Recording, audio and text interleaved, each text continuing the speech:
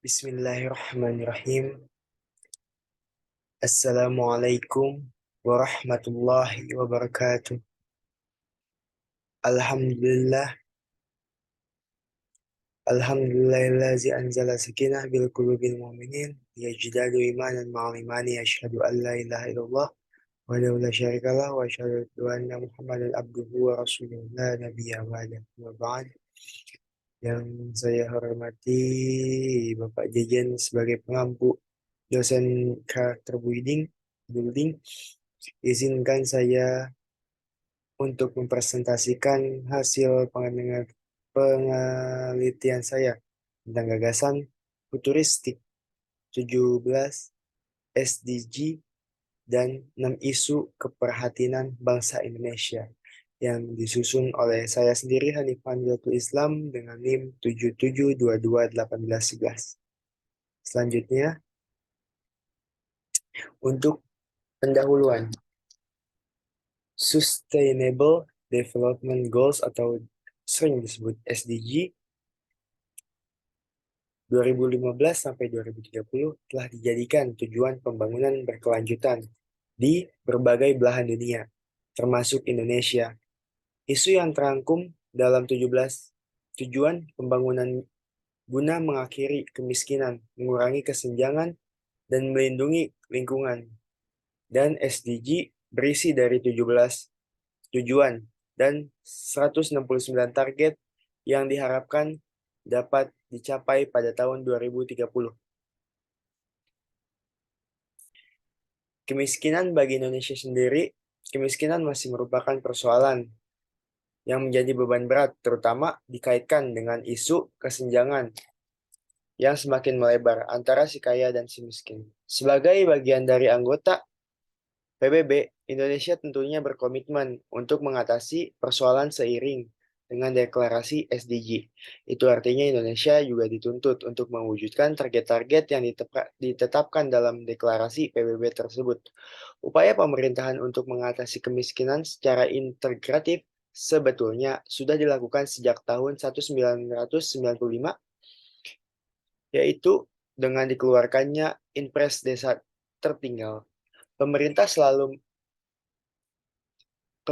melalui Peraturan Presiden Republik Indonesia Nomor 15 Tahun 2010 tentang percepatan penanggulangan kemiskinan telah membentuk Tim Nasional Percepatan Penanggulangan Kemiskinan atau yang disebut TNPK TNP 2K.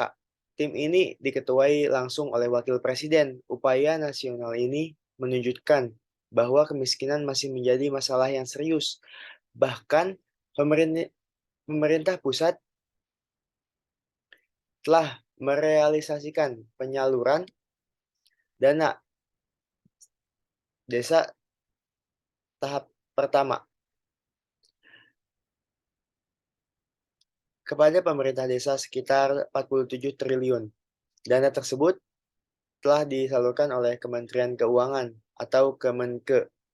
Setelah disalurkan, Kementerian Desa, Pembangunan Daerah Tertinggal, dan Transmigrasi atau Kemendesa PDTT bertugas mengawal prioritas penggunaan dana desa agar sesuai dengan peraturan menteri yang telah ditetapkan. Berdasarkan peraturan Menteri Desa Menteri Desa, Pembangunan Desa Tertinggal dan Transmigrasi Nomor 21 Tahun 2015 tentang penetapan prioritas penggunaan dana desa di tahun 2016, ini digunakan untuk membiayai pelaksanaan program dan kegiatan berskala lokal. Desa bidang pembangunan desa dan pemberdayaan masyarakat desa. Seberapa berat masalah kemiskinan ini membebani dunia? Angka-angka statistik berikut memberikan gambaran beratnya dunia memikul beban masalah. Sebanyak 2,8 miliar penduduk yang hidup dengan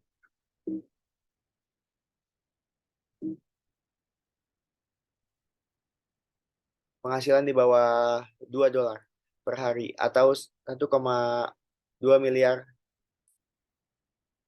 per hari. World Bank sendiri memperkirakan pada tahun 2005 penduduk miskin ini sebesar 1,3 miliar yang 95% tersebar di 119 negara sedang berkembang. Melalui program dan rangka mencapai target MGD, jumlah penduduk miskin ini berkurang menjadi 900 juta pada tahun 2010. Jika jumlah penduduk dunia akan menjadi 600 juta pada tahun 2015, angka di atas jelas menunjukkan betapa masih sangat besarnya penduduk di dunia ini yang masih hidup dalam kemiskinan. Bagi Indonesia sendiri, kemiskinan juga masih menjadi masalah serius. Meskipun secara statistik jumlah penduduk miskin di Indonesia menunjukkan kecenderungan menurun, kecuali pada tahun 2006. Namun secara absolut, jumlah penduduk miskin di Indonesia masih sangat besar pada tahun 2000. Jumlah penduduk miskin di Indonesia mencapai 38,74 juta jiwa. Jumlah ini terus menurun hingga pada tahun 2006.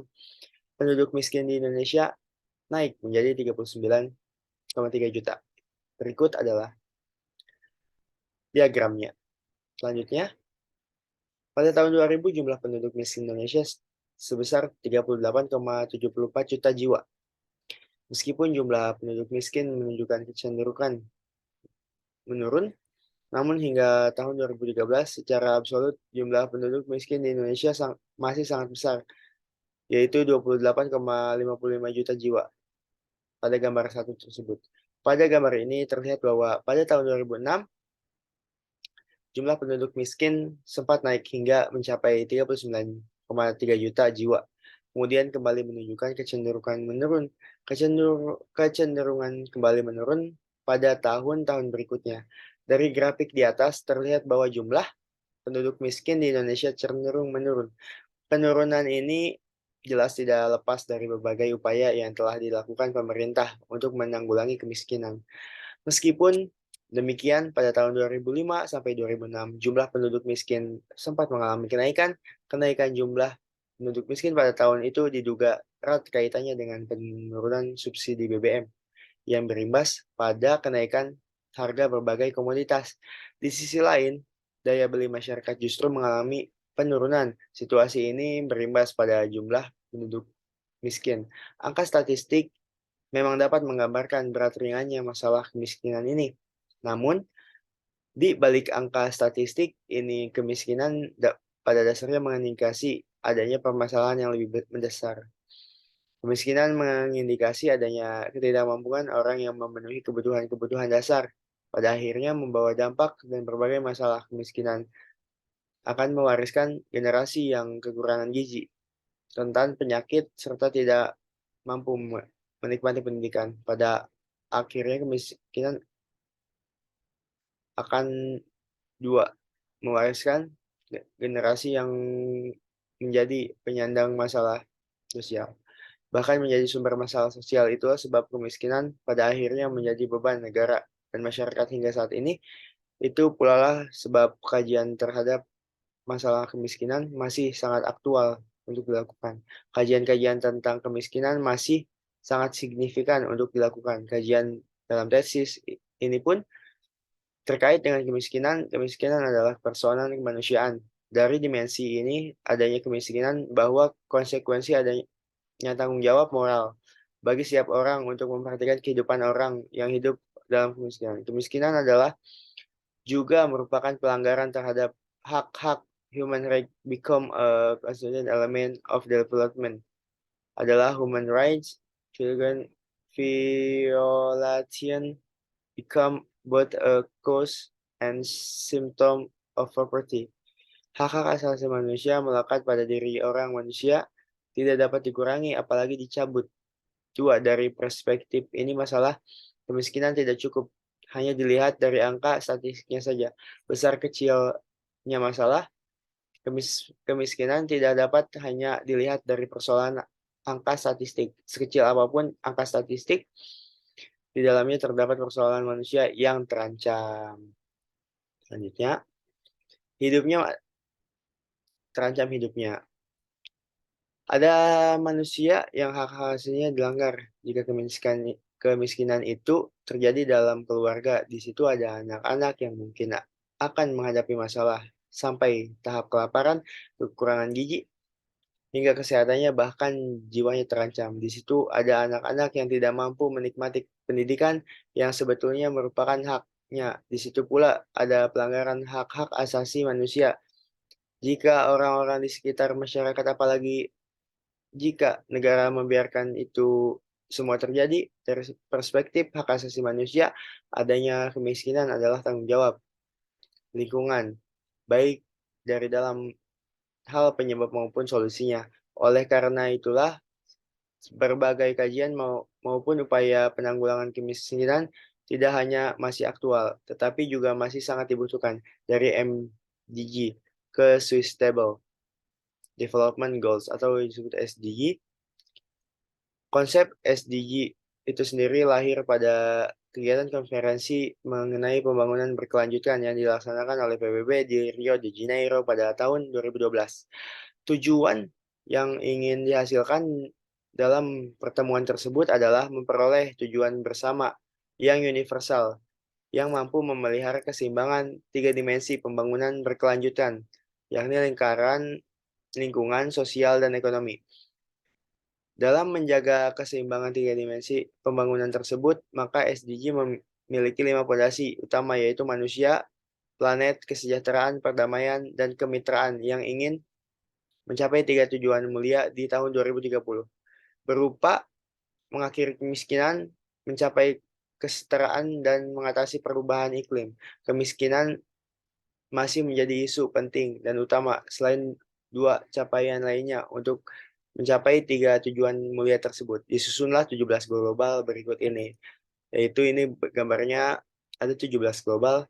Selanjutnya, yakni penutup. Pekerjaan sosial mempunyai relevansi yang sangat kuat. Dengan masalah kemiskinan, sudah berabad-abad profesi ini bergelut dan terlibat dalam pengenangan kemiskinan. Secara historis, profesi pekerjaan sosial boleh dikatakan lahir dari masalah kemiskinan. Profesi ini bahkan menempatkan masalah kemiskinan sebagai bidang utama yang ditangani pekerjaan sosial. Jika sangat menjunjung tinggi prinsip hak asasi manusia, pekerjaan sosial harus berada di garis depan dalam upaya mengatasi kemiskinan. MDG yang kemudian bergeser ke SDG merupakan tujuan bersama yang memerlukan pengawalan bersama baik vertikal maupun horizontal.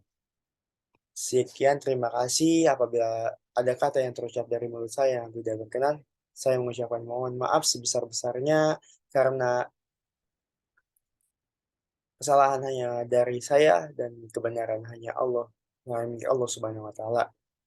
Sekian dari saya, kurang lebihnya mohon maaf. Terima kasih kepada Bapak pengampu, dosen pengampu, Ustadz Jejen. Terima kasih atas waktunya. Wassalamualaikum warahmatullahi wabarakatuh.